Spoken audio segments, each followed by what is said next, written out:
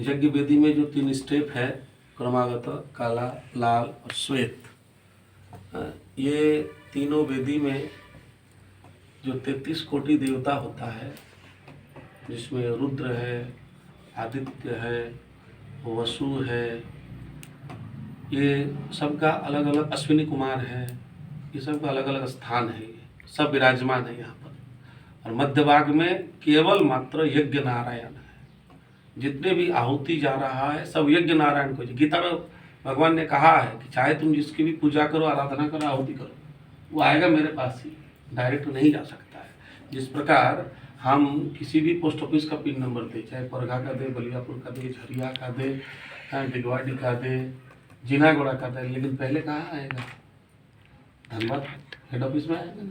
अब वो डिस्ट्रीब्यूट कर देगा पिन कोड देकर। उसी प्रकार हम लोग जितने भी आहुतियाँ देते हैं वो सब भगवान श्री हरि के पास जाता है। अब भगवान वो बोल देता है, भाई ये तुम्हारा, ये तुम्हारा, ये तुम्हारा, ये आहुति लो। आहुति माने ये हबी, आहुति तो हम लोग दे रहे हैं, वो जाके हबी हो रहा है, ये हबी लो और मेरे उस भक्त का मनोवांछित फल दो। क्योंकि मैं तो फल दे नहीं सकता। मैं अगर फल दूँ तो वो लोग को अच्छा नहीं लगेगा। क्यों? मेरा फल क्या है? भक्ति, वैराग्य, अनुराग, राग, ये मैं दे दूंगा ताकि वो मुक्त हो जाए।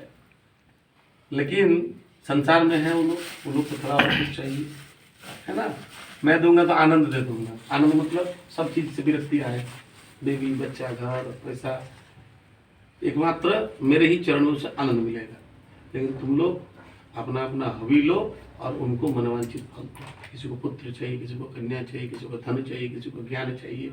अब ज्ञान क्या? सरस्वती पूजा कर लो, उसे ज्ञान चाहिए? नहीं, वो चाहिए अपना रिजल्ट। ज्ञान तो नहीं चाहिए, उसे रिजल्ट चाहिए, उसे एक अच्छा परसेंटेज चाहिए। तो जाओ भाई, प्रदान करो भक्त मेरा। तो ये यज्ञ वेदी है।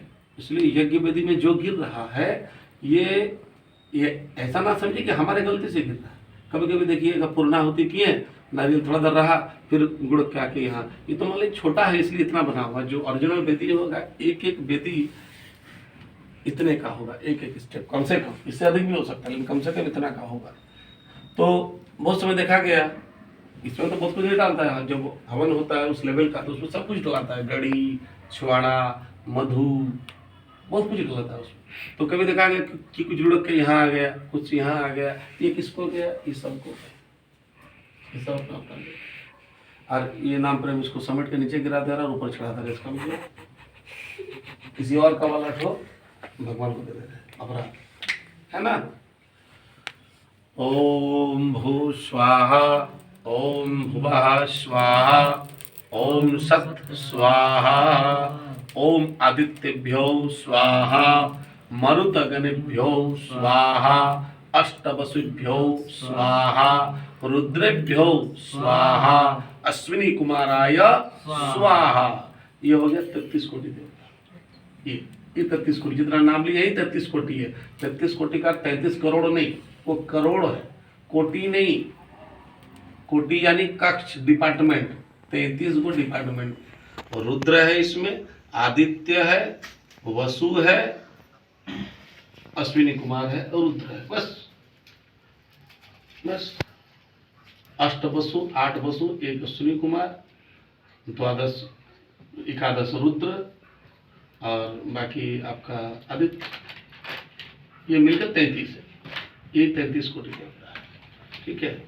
ओम अग्नि देवाय स्वाहा, ओम अग्नि देवाय स्वाहा, ओम अग्नि देवाय स्वाहा। अब प्रधान यज्ञेश्वर, यज्ञ नारायण, रामायण में देखे हैं जब दशरथ राजा वशिष्ठ पुत्र कामेष्टि यज्ञ किया था दशरथ। कौन सा उम्र में? जीवन के चौथे पन में। चौथे पन समझते हैं? बस ये चौथे पन ही अंतिम पन है। 4 पन होता है जीवन का, हम लोग चौथे पन में, 40 में चौथे पन हो जाता है ना। तो उस उम्र में महाराज को पुत्र प्राप्ति हुआ था। क्यों? क्योंकि उन्हें पुत्र नहीं, उन्हें जीवन का फल मिलना था।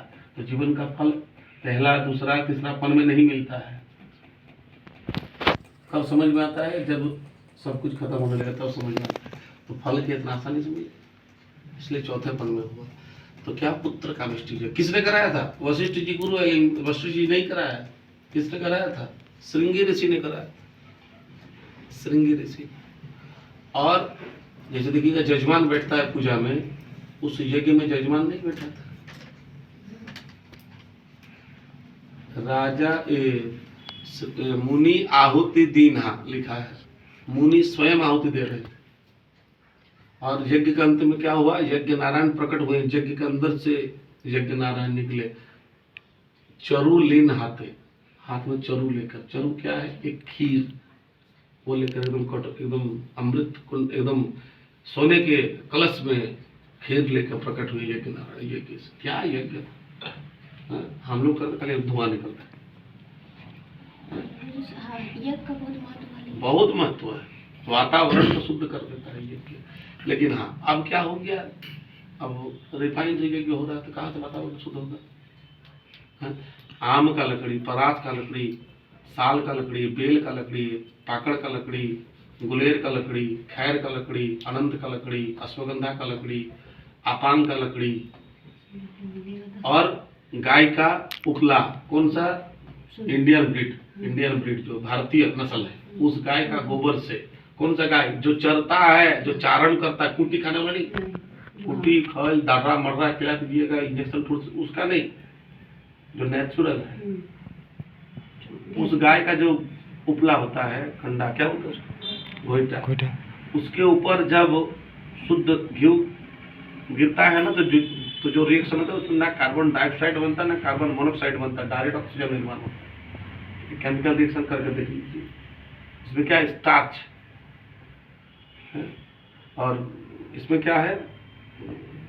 घास का जो अवशिष्ट है, क्या? ग्लूकोज। स्टार्च और ग्लूकोज में रिएक्शन करेंगे, क्या बनेगा? O2 बनेगा, ऑक्सीजन। वातावरण में ऑक्सीजन का सप्लाई बढ़ जाता है, ऑक्सीजन का लेवल बढ़ जाता है। ये यज्ञ है, इसलिए वैदिक युग से यज्ञ का बहुत महत्व। प्रधान देवता ओम यज्ञ नारायणाय स्वाहा।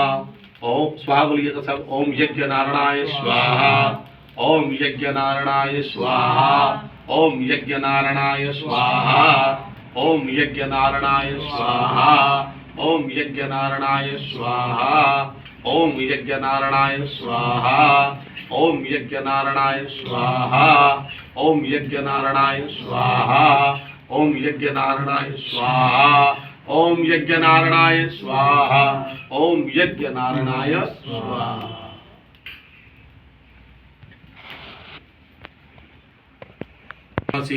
सहस्रधारिणं शतधार कामधुक्चाः। ओम सप्त घृत मातृभ्यो नमो।